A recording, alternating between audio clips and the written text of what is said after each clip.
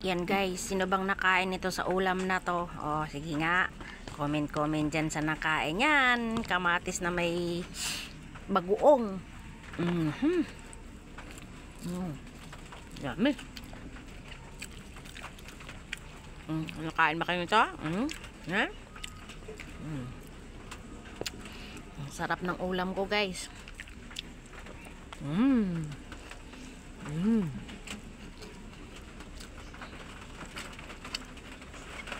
Sarap. Bagoong na may kamatis na may luya. Ay ano? Buyas. Sarap.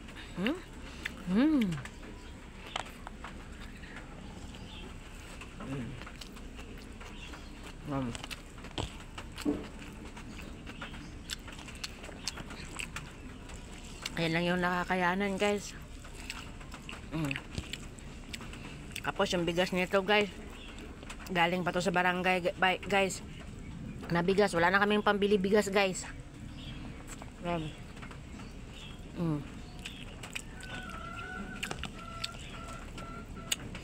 Pumila ng bonggang-bongga para lang makakuha ng bigas sa barangay na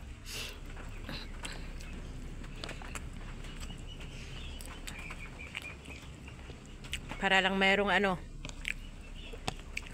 maiahin sa pamilya. Ayan. Pumila ako kahapon doon sa school para makakuha ng bigas. Ayan, ayan, nasaing ko na guys.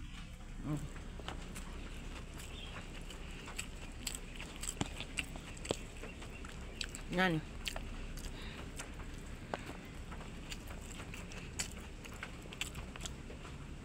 Mahirap talaga guys pag mahirap. Yan.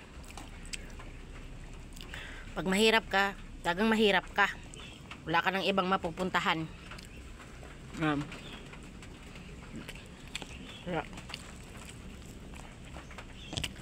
Para makaraos ka, tiyaga kapila. Para lang makakain. Kasi pag hindi ka pumila, wala kang bigas makukuha. Diba?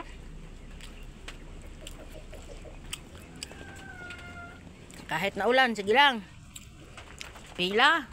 Basta may makukuhang bigas. Yan.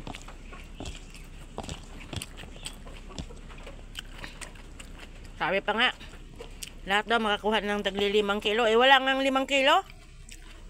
3 kilo lang at saka 3/4 para mag-4 na kilo.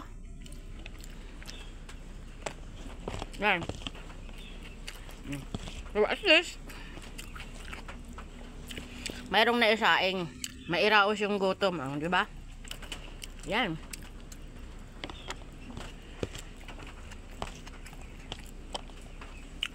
Ay, pag hindi ka magtiyaga, wala.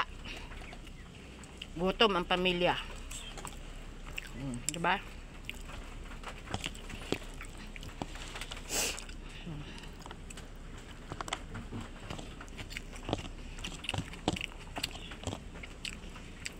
Kailangan panahon ngayon tiyaga lang at makakuha ng bigas. Sige, kung mayroong pila, sige.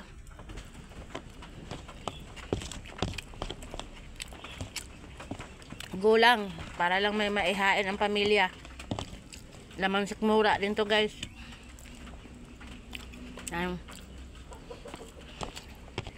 Diba?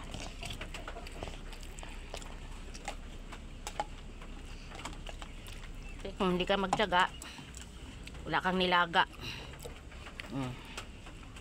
Yan nga lang, yung ulam ko na to guys, may kamatis na may sibuyas na may magoong. Kailangan lang inom ka na ng maraming tubig kasi UTI talaga ang abot nito guys.